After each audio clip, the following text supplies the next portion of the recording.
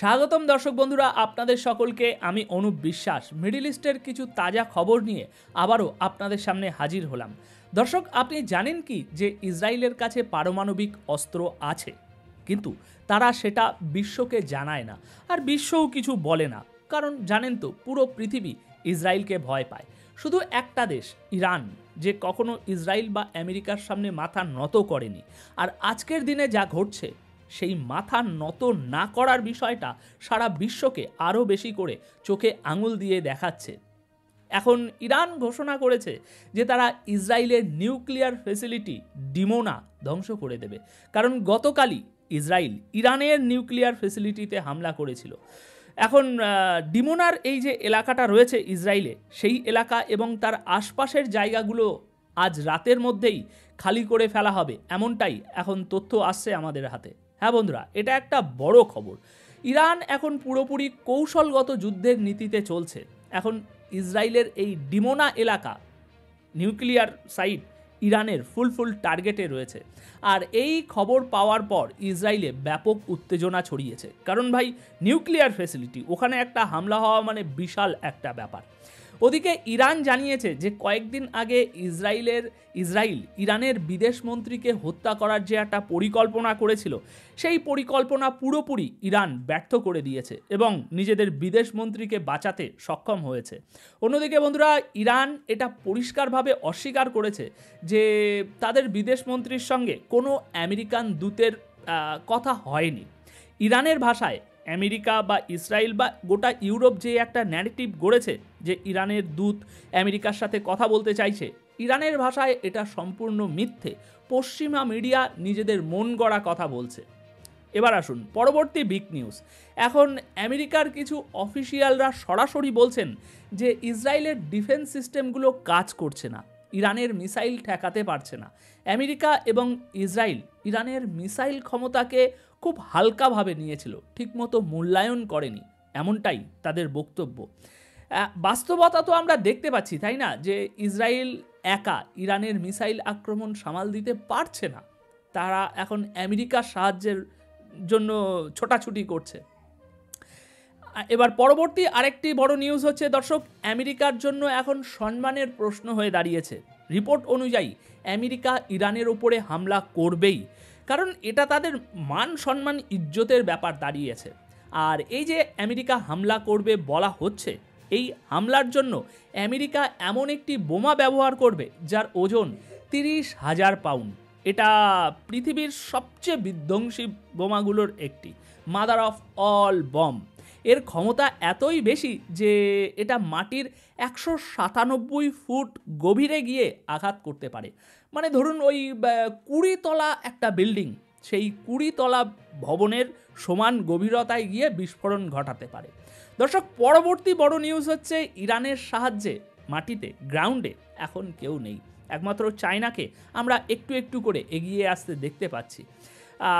আর এখন এই যে আমি কয়েকদিন আগেই এই খবরটা আমি বলেছিলাম যে চায়না সাহায্যের জন্য এগিয়ে আসছে, এখন সেই বিষয়টাই আমেরিকা, মধ্যপ্রাচ্য ও ইউরোপের যেসব পত্রিকা আছে, নামজাদা পত্রিকা, সেই সব পত্রিকায় ছাপা হচ্ছে।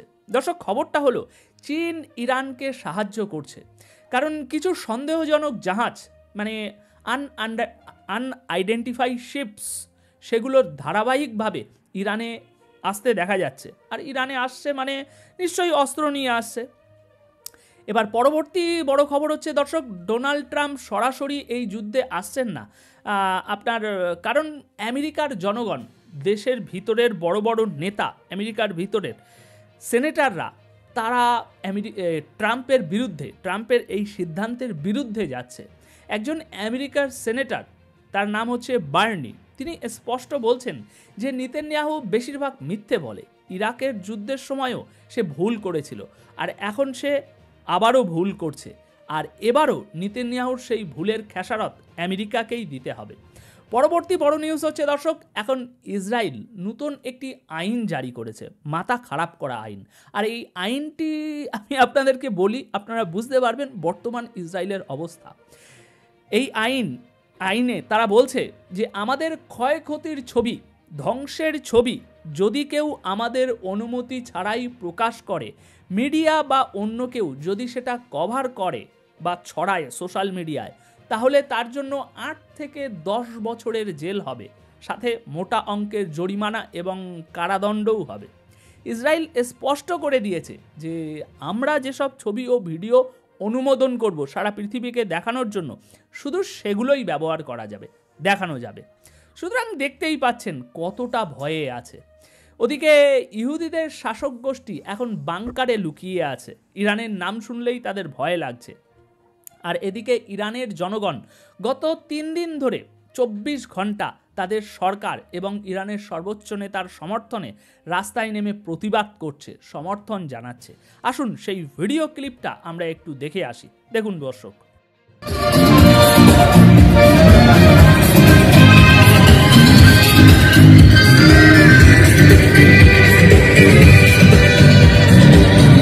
بر سفارت شنود مرد بر کودتای تو زنده باد زندگی او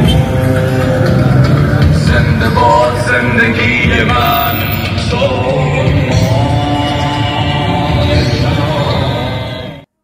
দর্শক, এই খবরটা আপনারা জানেন তো যে ইরানে বর্তমানে ইন্টারনেট পুরোপুরি বন্ধ। তো এই ইন্টারনেট বন্ধ করার কারণে ইরান একটা বড় সুবিধা পেয়েছে, কারণ এই দেশে পুরোপুরি ইন্টারনেট বন্ধ থাকার ফলে এখন মোসাদের যেসব এজেন্টরা ইরানের ভিতরে আছে, ইরানের মাটিতে, ইরানের ভিতরে থেকেই তারা যে ড্রোন ছুটছিল ইরানের বিভিন্ন গুরুত্বপূর্ণ স্থাপনায় এবং বিভিন্ন এলাকায় আক্রমণ করছিল, সেই কাজগুলো ইন্টারনেট বন্ধ থাকার ফলে পুরোপুরি প্রায় বন্ধ হয়ে গেছে। কারণ এই ড্রোনগুলো ইন্টারনেট ছাড়া ভাই অপারেট হয় না, কাজ করতে পারছে না। ফলে এখন ইরানের ভিতর থেকে ইরানের উপরে আক্রমণ করা প্রায় বন্ধ হয়ে গেছে। এদিকে ইসরায়েলের অফিসিয়ালরাও স্বীকার করে নিচ্ছে যে তাদের শক্তি এখন আর আগের মতো নেই। ইসরায়েলের এক অফিসিয়াল, মানে একজন শীর্ষ কর্মকর্তা, এই কথা নিজে বলেছে। কি বলেছে ভালো করে শুনুন। ইসরায়েলের সেই অফিসিয়াল বলছে যে এই মুহূর্তে আমরা মাত্র 65% ইরানের মিসাইল থামাতে পারছি। গত 24 ঘন্টায় আমরা ইরানের মাত্র 65% মিসাইল রুখতে পেরেছি। তবে আগে আমরা 90% মিসাইল ঠেকাতে পারছিলাম, এখন সেটা নেমে এসেছে 65%। এই তথ্য দিয়েছে আমেরিকার একটি চ্যানেলে, এনবিসি যে চ্যানেলের নাম।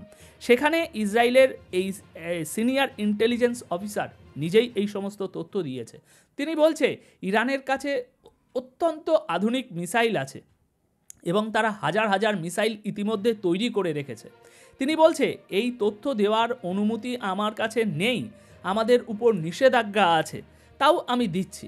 ইরানের এতটা শক্তি আছে যে তারা দীর্ঘ সময় ধরে আমাদের সঙ্গে যুদ্ধ চালিয়ে যেতে পারে। আর এটা একজন সিনিয়র কর্মকর্তার দেওয়া লাগবে না, কারণ আমরা ইতিমধ্যেই জেনে গিয়েছি, বুঝে গিয়েছি যে ইরান এই যে হামলা চালাচ্ছে দিনে 10-12টা 15টা করে, এরকম 10-12টা 15টা মিসাইল আগামী 3-4 বছর ইরান ছুটতে পারে, যে পরিমাণে স্টক করে রেখেছে বিগত 10-15 বছর ধরে। তো এটা খুবই একটা স্বাভাবিক ব্যাপার।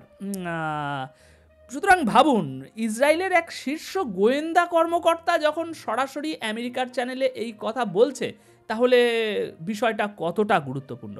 দর্শক, পরবর্তী বড় নিউজ হচ্ছে গতকাল সকালেই আমরা নিজের চোখে দেখেছি যে কিভাবে ইরান প্রকাশ্যে দিবালোকে তেল আবিবে বিশাল হামলা চালিয়েছে। এখন ইরানের রেভলিউশনারি গার্ড প্রমাণসহ এসে বলছে যে তেল আবিবের আকাশপথ, মানে এয়ার স্পেস, এখন আমাদের নিয়ন্ত্রণে, ওটা এখন খোলা অবস্থায় আছে। আমরা চাইলে দিনের আলোতেই তেল আবিবে ধ্বংস নামাতে পারি, যেমনটা গতকাল দিনের আলোতে নামিয়েছে। আসুন ইরানি রেভলিউশনারি গার্ডের সেই কর্মকর্তার মুখ থেকেই আমরা শুনি এই বক্তব্যটা।